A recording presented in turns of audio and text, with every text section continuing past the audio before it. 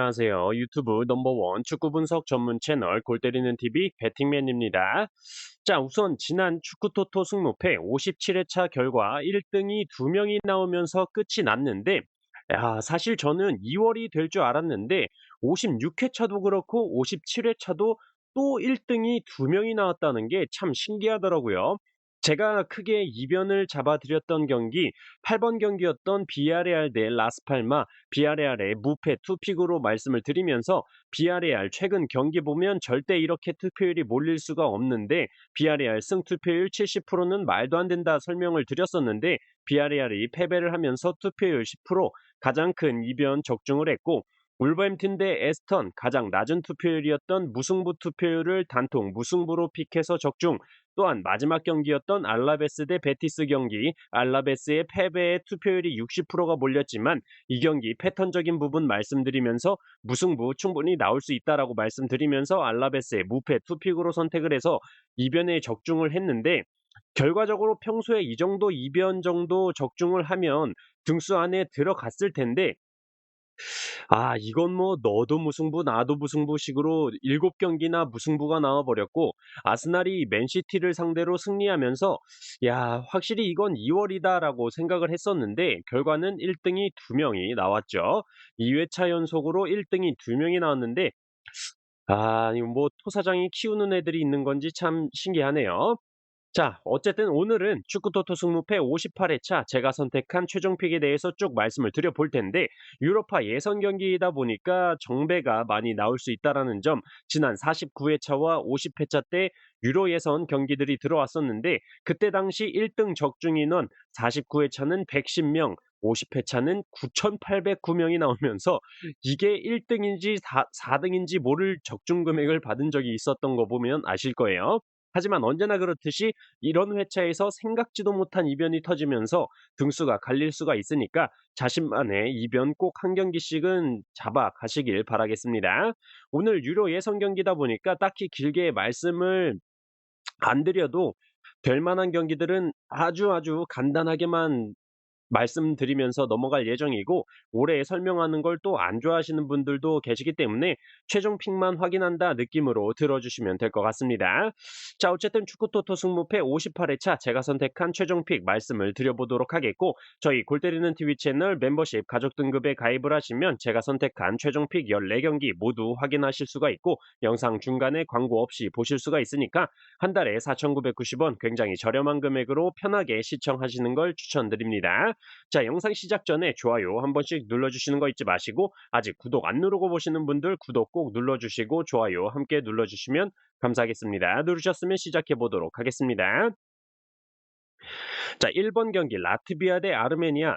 자, 사실상 라트비아의 경우는 현재 D조에서 꼴찌 5전 5패로 승점 0점이기 때문에 남은 3경기에서 승점을 딴다고 하더라도 어차피 D조에서 2위 안에 들어갈 수가 없기 때문에 동기부여가 없는 상황이고, 지난 경기에서 미드필더로 출전했던 토버스 선수 역시 경고 누적으로 출전을 할 수가 없는 상황이기 때문에 홈이라고 하더라도 이변을 낼 수 있을 거란 생각이 들지가 않습니다. 또한 지난 맞대결에서 아르메니아는 전체 슈팅 21개 중에 6개가 유효 슈팅으로 기록이 됐지만 라트비아의 경우는 전체 슈팅이 1개에 불과했고, 모든 기록적인 면에서 아르메니아가 압도적인 기록을 보여줬습니다. 그리고 경기 도중에 라트비아 선수의 가랑이 볼 사이로 볼을 치는 드리블이라든지 전체적인 경기 운영 자체가 아르메니아가 우세했던 거에 비해 좀 골이 안 나왔다라고 느껴졌던 경기였어요. 확실히 조 3위를 기록 중인 아르메니아가 2위 안에 들어가야 하는 동기부여도 세고 전체적인 경기력 자체가 아르메니아가 좋기 때문에 이 경기는 라트비아의 단통패로 선택을 했습니다. 이변이라고 한다면 원정이라는 점을 감안해서 무승부 정도일 텐데, 아르메니아가 원정에서도 자신들보다 피파 랭킹이 높은 웨일즈나 튀르키예를 상대로도 승리하거나 무승부를 기록하면서 패배하지 않는 모습을 보여줬었다라는 점에서 저는 이 경기 원정이지만 아르메니아의 승리를 보고 라트비아의 단통패로 선택을 했습니다. 자, 이번 경기 스페인 대 스코틀랜드. 자, 일단 이 경기가 스코틀랜드가 스페인을 상대로 만난 지난 맞대결에서 2대 0으로 승리를 하면서 이변을 연출을 했었는데 저는 이번 스페인 홈에서만큼은 얘기가 달라질 거라고 생각을 합니다. 일단 그때 당시 맞대결에서 스코틀랜드의 첫 번째 골, 스페인의 페드로 포로 선수가 골대 근처에서 드리블 치다가 미끄러지는 바람에 볼을 뺏겼고 그게 바로 스코틀랜드의 득점이 되는 장면이 나왔었는데 이번에는 카르발 선수가 출전을 할 것으로 보이고 또한 그때 당시에 애무만 하지 말고 좀 넣어봐라 싶을 정도로 오야르샤발, 호셀루, 예레미 피노 조합이 좀 답답한 모습을 많이 보여줬었는데 이번에는 니코 윌리엄스, 알바로 모라타, 페란 토레스 같은 선수들이 출격을 할 것으로 보이고 바르셀로나의 신성 라민 야말 선수도 스페인 명단에 올라가 있기 때문에 더 이상 스코틀랜드가 뒤지게 맞다 뻥축구 한 번에 골을 넣는 역습 축구가 스페인에 통하지 않을 것이다라고 생각을 합니다. 또한 현재 스코틀랜드가 A조에서 승점 15점으로 압도적인 1위를 기록 중이고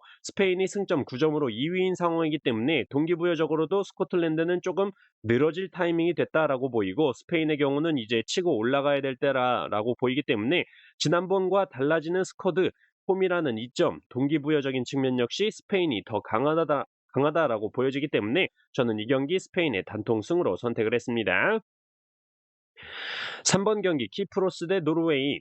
자, 이미 1차전에서도 노르웨이가 3대 1로 승리를 했고 키프로스는 오전 전패로 승점 0점을 기록 중이기 때문에 사실상 2위로 올라가려면 스페인, 노르웨이, 조지아를 상대로 전승을 기록을 해야 되는데 이건 좀 말이 안 되죠. 그리고 지들도 이미 포기를 했을 거다라고 생각을 합니다. 또한 주전 공격자인 피타스 선수도 부상으로 출전을 하지 못하는 상황이죠.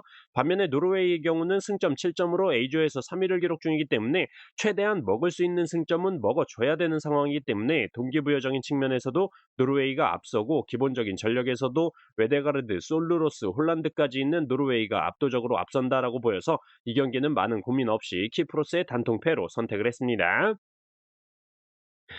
자, 4번 경기 크로아티아 대 튀르키예. 자, 일단 이 경기는 크로아티아의 사이드다라고 생각을 했던 경기인데 다만 걸리는 건 제가 예전에 말씀을 드렸던 것처럼 페리시치 선수가 국가대표에 가서는 토트넘에서보다 훨씬 잘한다라고 말씀을 몇 번 드렸었는데 페리시치 선수가 부상으로 아웃이 된 상황이라 날카로운 크로스를 활용한 공격이 아무래도 기존보다는 떨어지지 않을까 생각이 됩니다. 또한 크라마니치 선수와 이바누세츠, 페트코비치 선수까지 부상으로 출전이 불가능한 상태로 보이기 때문에 공격에서의 마무리가 힘들어지지 않을까 생각이 들어요. 반면에 튀르키예 역시 예전에 비해 기본적으로 폼이 많이 떨어진 모습을 최근에 보여주고 있고 주축 수비 자원인 데미랄 선수가 징계로 출전을 하지 못하기 때문에 수비적으로 불안감이 있을 수 있다라고 생각을 합니다. 다만 두 팀 모두 1, 2위를 기록 중으로 동기부여가 있는 상황이고 크로아티아가 지난 튀르키예 원정에서 0대 2로 승리를 하긴 했지만 튀르키예의 슈팅 숫자나 기록적인 면으로 볼 때 만만치 않았었다라는 점에서 무승부까지는 튀르키예가 해볼 만하지 않을까 생각이 들어서 저는 이 경기 크로아티아의 승무 투픽으로 선택을 했습니다. 자, 6번 경기 페로제도 대 폴란드. 자, 페로제도는 2조에서 승점 1점으로 꼴찌를 기록 중이기 때문에 사실상 2조에서 2위를 기록 중인 체코가 4경기만을 치른 상태라서 2위 안에 들어가긴 글렀다. 동기부여가 확실히 없을 것이다라고 생각이 들고 이미 1차전에서 2대 0으로 폴란드가 승리를 했었고 이번 경기에 레반도프스키 선수가 출전을 하지 못하긴 하지만 밀리크 선수나 스비델스키 같은 공격 자원이 있기 때문에 오히려 나이가 많아지면서 확실히 활동량이 적어지고 골대 앞에서 주워 먹기를 반복하는 레반도프스키보다 더 나은 결과를 보여줄 수도 있다라고 생각을 합니다.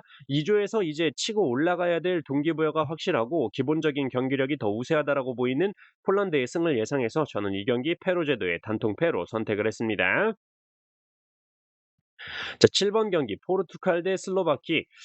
자, 지금 포르투갈의 기세가 굉장히 좋기 때문에 딱히 이변 생각이 들지가 않는 경기입니다. 이미 슬로바키아 원정에서 0대 1로 승리를 기록을 했고 유효 슈팅 면에서 포르투갈이 원정인데도 불구하고 더 높은 기록을 보여줬고 전반적인 찬스도 많았었기 때문에 홈으로 돌아온 포르투갈은 좀 더 강력할 것이다 생각이 됩니다. 우리의 날강두가 욕심만 부리지 않는다면 포르투갈의 승리를 예상하고 있습니다. 포르투갈의 단통승으로 선택을 했어요. 자, 9번 경기 벨라루스 대 루마니아. 자, 일단 이 경기는 지난 맞대결 당시의 경기를 생각해 보면 벨라루스의 패를 선택을 하긴 해야 되는데, 지난 맞대결 당시에 벨라루스의 에이스 공격 자원인 모로조프 선수가 후반전 78분에 교체 투입이 돼서 한 골을 기록했었기 때문에 이 선수를 선발로 출전을 시킨다면 벨라루스가 홈에서 홈발을 받고 무승부 정도까지는 해줄 수 있지 않을까 생각이 들어서, 이 무승부를 받쳐서 가야 되나 말아야 되나 고민을 했었는데, 아무래도 I조에서 최다 실점을 기록 중인 벨라루스이기 때문에 공격이 문제가 아니다라고 생각이 들어서 벨라루스의 단통패로 선택을 했습니다. 자, 11번 경기 네덜란드 대 프랑스. 자, 이 경기는 뭐 맞대결 전적에서 무승부가 거의 나오질 않는 편이고, 가장 최근 경기에서 프랑스가 4대 0으로 네덜란드를 상대로 대승을 기록했는데, 확실히 공격에서의 퀄리티가 다르다라고 말씀을 드리고 싶습니다. 프랑스가 현재 주축 수비 자원인 줄스 쿤데, 우파메카노 선수가 부상으로 출전을 하지 못하는 상황이긴 하지만 네덜란드의 공격진의 마무리 능력이 별로 좋지 않은 모습을 보여주고 있는데, 반면에 프랑스의 경우는 은바페, 그리즈만, 띠랑, 덴벨레, 꼬만 같은 굉장히 좋은 공격 자원들을 가지고 있고, 답답할 때는 대갈박 한 방으로 끝내줄 수 있는 지루 선수도 있죠. 갑자기 생각난 건데, 지루 선수는 이제 하다하다 세리에 8라운드에서 골키퍼로도 데뷔를 하면서 골키퍼로 베스트 11에 뽑히는 골 때리는 상황을 보여주기도 했죠. 어쨌든 저는 그래서 이 경기가 양 팀의 맞대결에서 무승부가 잘 나오지 않는 경향이 크고, 승부가 갈린다면 당연히 공격 자원의 퀄리티가 더 좋다라고 생각이 드는 프랑스의 승리라고 생각이 들어서 저는 이 경기 네덜란드의 단통패로 선택을 했습니다. 14번 경기 아이슬란드 대 룩셈부르크.